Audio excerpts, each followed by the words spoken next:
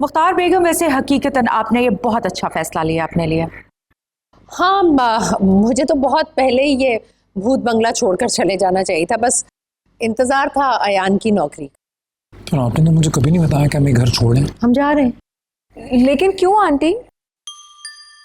अब दरअसल मुझे अपने अयान के लिए लड़की तलाश करनी है, और लड़की मैं ढूंढूंगी बहुत ही मालदार और ऊंचे घराने से। इस भूत बंगले में रहते हुए तो ऐसा मुमकिन नहीं है। खैर, मेरी प्रॉपर्टी एजेंट से बात हो रही है, बहुत जल्द हम दूसरे बंगले में शिफ्ट हो जाएंगे। पर मैंने आपसे कहा था ना कि अपने बेटे की शादी मेरी बहन से करवा दें।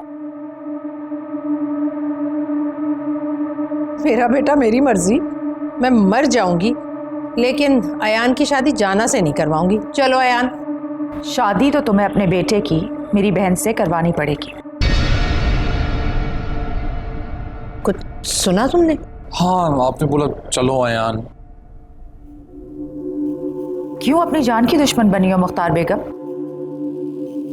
अगर यहां से एक कदम भी बाहर निकाला तो अपनी जान से हाथ धो बैठोगी। माँ, हाँ कर दो।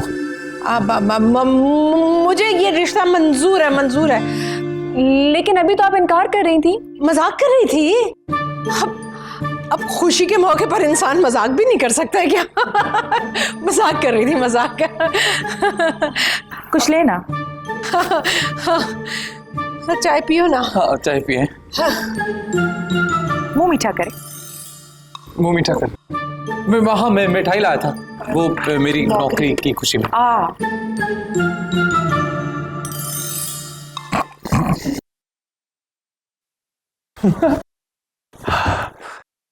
I love you. शादी मुबारक। मान गए तुम्हें, और तुम्हारी बाजी को भी। क्या आइडिया लड़ाया यार, क्या बात है। अगर ऐसा आइडिया नहीं मिलता हमें तो अम्मा तो। अगर नूर बाजी सब कुछ प्लान नहीं करती ना तो आंटी तुम्हारी शादी किसी और से करवा देती।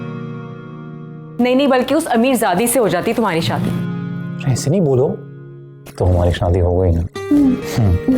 ऐसे तुम्हारी बाजी को तो ना सलूट है। पता नहीं वो साउथ अफ्रीका इंजीनियरिंग पढ़ने गई थी या एक्टिंग। क्या भूतनी का कैरेक्टर किया यार उन्होंने। 2-3 रातें तो मैं सच्ची में डरता रहा। क्या बात है, वाह वाह वाह वाह वाह। ऐसे मेरी बेचारी अम्मा यार।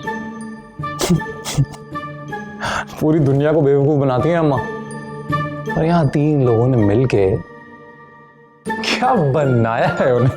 अच्छा, अम्मा तो ये तुम तीनों ने मिलकर साजिश की मेरे खिलाफ।